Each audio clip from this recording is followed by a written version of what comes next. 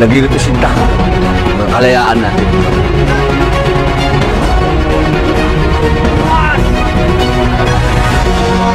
So hello guys, what's up? It's me again, si Mima Alicia nyo at nagbabalik ulit para sa ating panibagong video.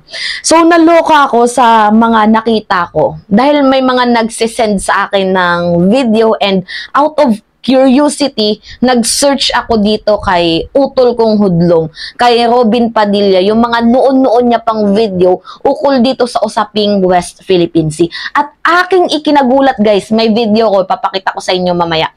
Aking kinagulat na itong si Utol Kong Hudlom, noon, ay meron hong video na kung saan ay nagwawagayway siya ng watawat ng Pilipinas doon sa West Philippine Sea na kanyang pinapakita, pinapamalas na kaya natin, na dapat makipaglaban tayo sa kanila, na pinapalabas niya sa buong mundo na siya ay matapang at kaya nating harapin kung ano man yung problema ukol dito sa West Philippine Sea. Nagwagayway siya mismo ng flag doon mismo sa West Philippine Sea. Tapos meron din akong video na ipapakita din sa inyo mamaya na kung saan nagsalita itong si Robin Hood Padilla, Utol Kong Hudlom, doon sa event ng Filipino-Chinese community na hindi daw kasalanan ng China ang issue doon sa West Philippine Sea. So, ako ay nagulat, 'di ba? Na sabi ko, ano nga ba yung totoong thought dito ni Utol Kong Hudlom, ni Robin Padilla ukol sa issue ng West Philippine Sea? Kumbaga, namamangka sa dalawang ilog. Ganito talaga yung ugali ba ni Senator Robin Hood Padilla? Ngayon papakita ko yung video. Ito guys, oh.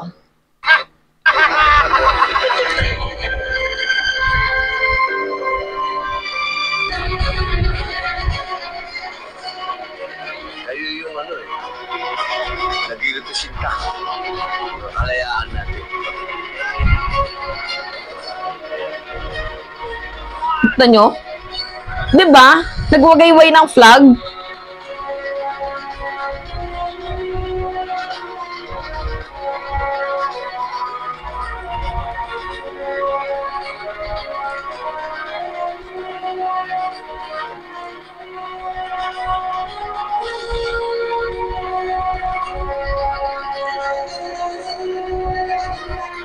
Ang angas ni Utol Kong Hudlom mo. Nagwagayway.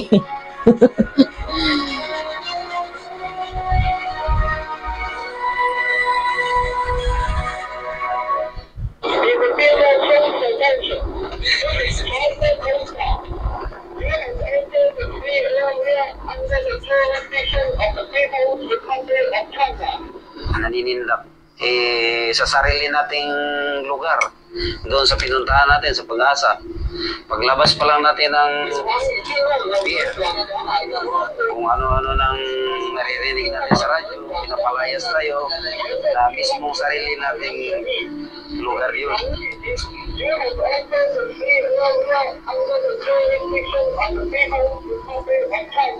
Why we under our doors? This is our territory. Over. Oh. Tingnan nyo si Utol Kong Hudlom pa, ganon-ganon pa.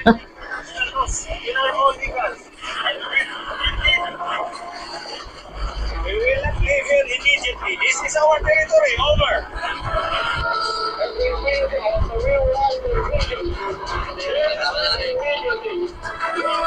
Kantahan na lang daw yung solusyon.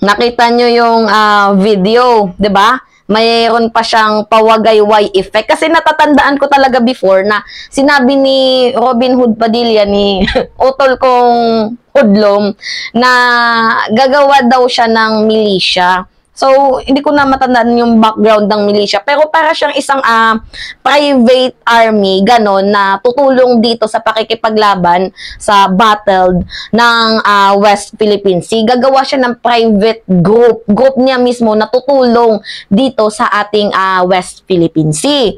So, doon nga, nagtaka ako. Diba, pinakita ko naman sa inyo yung video. Diba, may pawagay-way pa siya ng flag sa West Philippine Sea. Tapos, against siya sa mga China, sa Chinese. Tapos, after nun, diba, sinabi niya sa video niya doon sa Senate hearing, 'di ba, na bakit daw nandyan yung US Navy forces ng Amerika, ganito ganyan, nakakapagtaka. Tapos meron din akong isang video na ipapakita sa inyo ngayon, 'di ba, na mismong sa event ng Filipino-Chinese community, nagsalita ho si Robin Padilla at ang mismong sabi niya na hindi daw kasalanan ng China ang tensyon ng West Philippine Sea. So, nagtataka ako, ano nga ba yung pinaka-central thought ni Robin Padilla kahit yung video na to ay few months ago na. 'Di ba? Nakakaloka talaga itong si Robin Hood Padilla. Buti na lang talaga guys, napa-research ako dahil total siya naman yung kino-content ko ngayon. And mahalaga naman tong issue na to kasi 'di ba? Biruin niyo yun, nag-number 1 senador pero bob. So, sorry. I mean, kulang yung IQ, 'di ba? So, ang laban natin guys, laban natin to. Laban to ng buong Pilipino. Laban to ng buong mga naninirahan sa bansang Pilipinas. So, kailangan natin talagang i-voice out to, lalo na ngayon, di ba? Yung coral reef natin, sinira. Tapos, 70% nag-down ho yung supply ng isda natin. Dahil nga, sinira yung coral. So ngayon, ipapakita ko tong video ni Utol kong Hudlom, ni Robin Padilla, kung saan masyasyak kayo. Kasi 'di ba, nagbawagay-way pa man siya ng flag sa West Philippine Sea, kinakanta pa yung Ang Bayan Ko, 'di ba? Talagang matikas, kala mo may pagmamahal sa bayan, tapos after that, oh my God. Anyway, yung video na to, few months ago na tong nakalipas, pero hindi pa rin mawala sa isip ko na bakit ganun yung thought niya, pabago-bago. Wala, hindi direct eh. 'Di ba? Anyway, ito yung video, panood natin sa inyo. Sa buong ating karangalan muli, ang maimbitahan sa ganitong klase mga okasyon. Ako po ay nagpapasalamat unang-unang kay Lolo Jose Lim, Idol. Pangalawa po ay Sir Alex Lim. Katulad po ng kanyang sinabi kanina, ang aming po pagkakaibigan ay masasabi po natin higit totoo. Sapagkat hindi naman po ako binilaran para pumunta dito. Ako po, sa 3 taon, ako po ay lagi pumupunta.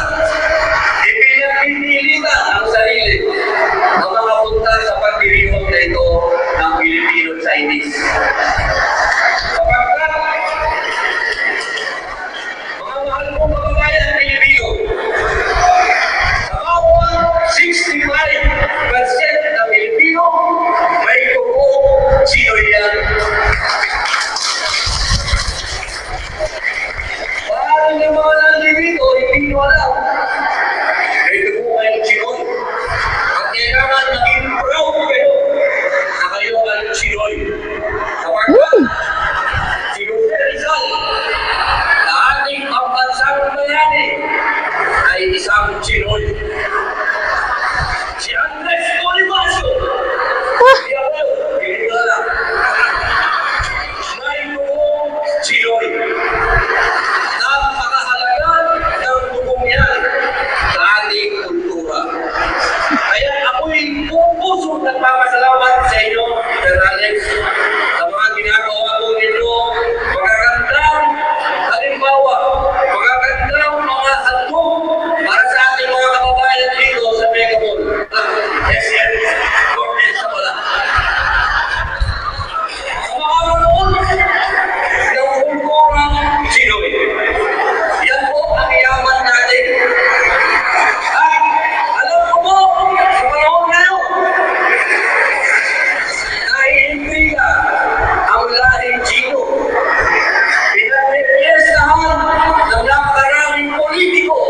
kasama ka na dyan. ng Chino at ng China.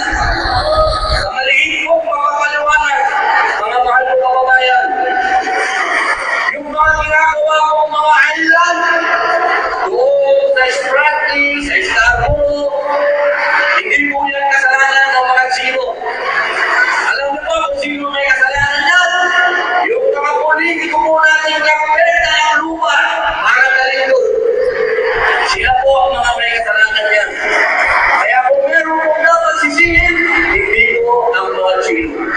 Yung mga kapwa po natin Pilipino, kaman, sa puwela. Kaya po. Kaya mga mga kababayan, ang ating tungkuling, paalala sa inyong lahat. Tayo pong lahat ay Pilipino.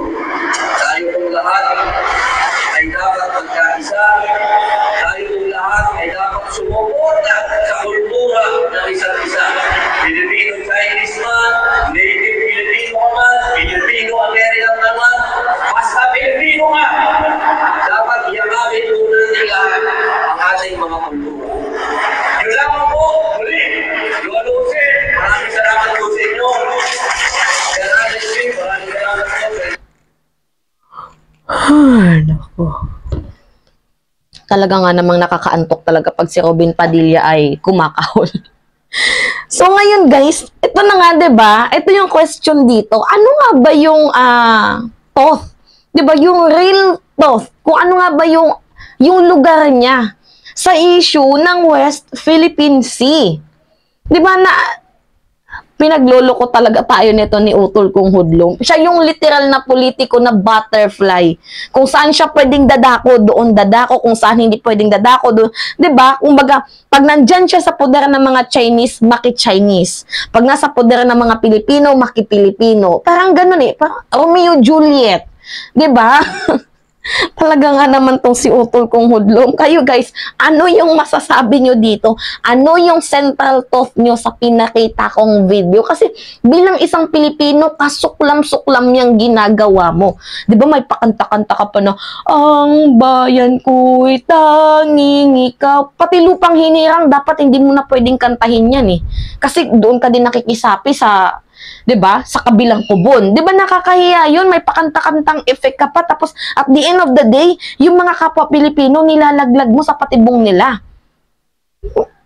Nakakaloka.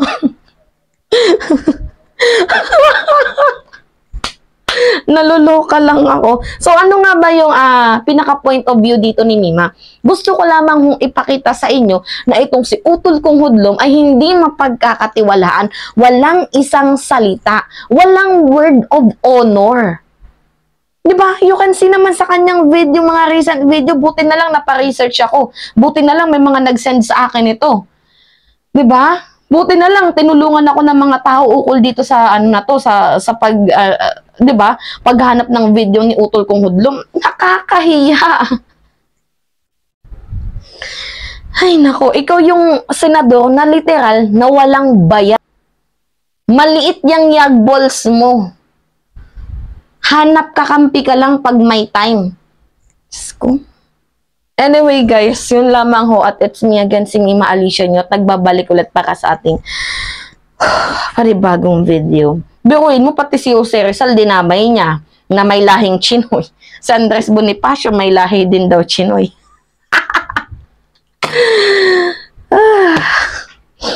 Anyway, na-stress lang yung kipay ko dito kay Utol Kung Hudlom. Ano ba yan? Robin Hood Padilla, nakakaloka.